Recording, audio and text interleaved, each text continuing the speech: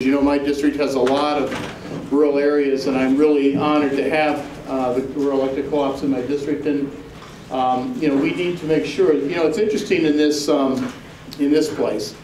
I will tell you a quick story, just so that some of you understand when we talk to members who don't come from the rural community. I remember one member came up to me and said, "I went to a county fair." And she was all excited. I promised her I wouldn't tell you who it is, but she's from New York, I'll just say that. And she said, "I went to a county fair and they had real animals there."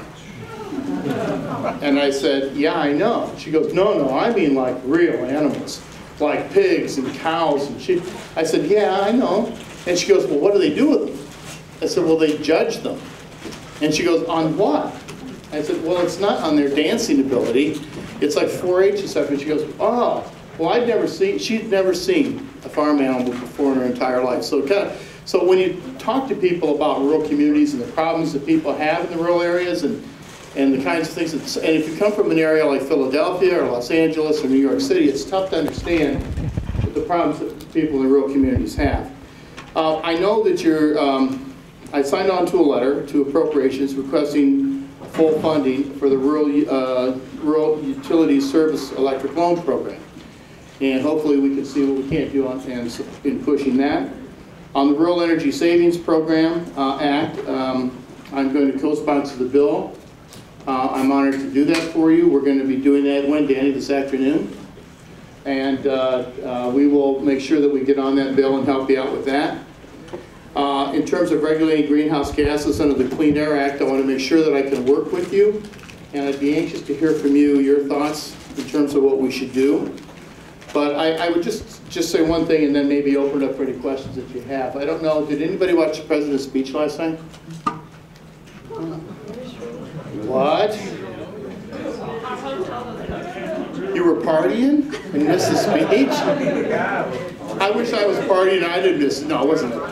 I'll tell you one thing that we have to do for sure on this whole issue of energy, particularly now as you see what's going on in the Gulf, and this is a serious, serious problem that I don't think we're going to see resolved for years to come. I think this is going to be something that we're going to be facing for a long, long time. Many, many thousands of people have been affected. And I think we have to take a whole look at how we do this whole energy business. I believe that, you know, when we had one of the people testify before one of their committees, we said to him, "Did you test this blowout preventer?" And his answer to us was, "Well, yes and no." And we said, "Well, what is the yes part?" He said, "Well, we tested the blowout preventers at 300 or 400 feet. And we said, "Well, did you test them any farther than that?" And he said, "No." So we said, how did you know these were not going to malfunction at a mile below the surface in the ocean?" And he said, "We didn't know."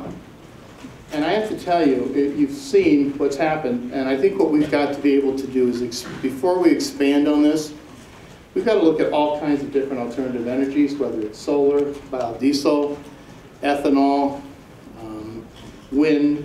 You know, we've talked a lot about it out here. If we don't move on this now, I don't know when we're ever going to move on changing the way that we do it.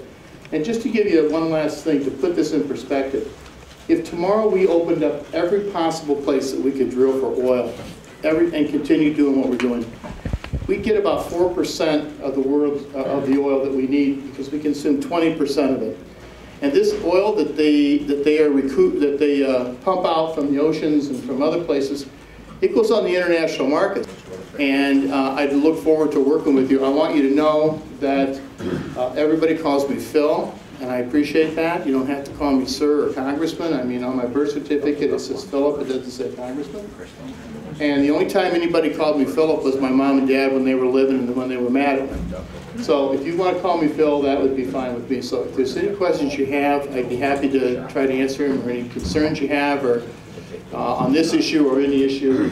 So I think that what we need to do is hopefully get these wells done quicker. I'm glad the administration is drilling 2 relief wells in case one doesn't work.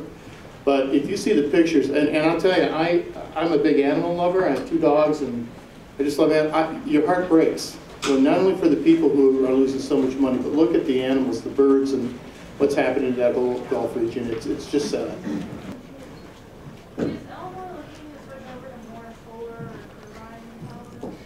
I sure hope so. I've introduced a bill, and Danny, you want to stand up for me? Danny actually, you know, a lot of members of Congress will say they wrote the bill. Let me say that Danny came up with this idea called the CMAC. And I was sitting watching television, we talked about this.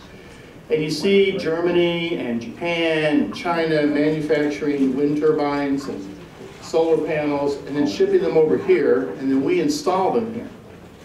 So what Danny was, I talked to Danny about this, and what the CMAC will do is it will give a tax credit of up to 30% to manufacturers to make these turbines and these solar panels, all the different things that go into it. It will give money to train people to work in biodiesel and ethanol factories, an opportunity to have a job so that we can keep our manufacturing base here. My feeling is, why are we importing windmills from China and then assembling them here in America? Why not make them here and assemble them here?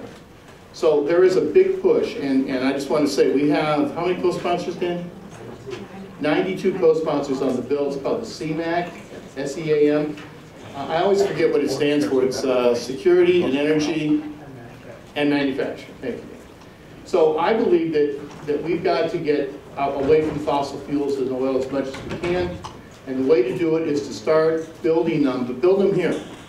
And my goal is to, there's a Senate bill, a companion bill in the Senate by Senator Sherrod Brown from Ohio, and I hope we can get this bill through. It'll put a lot of people back to work, and these will be long-term jobs.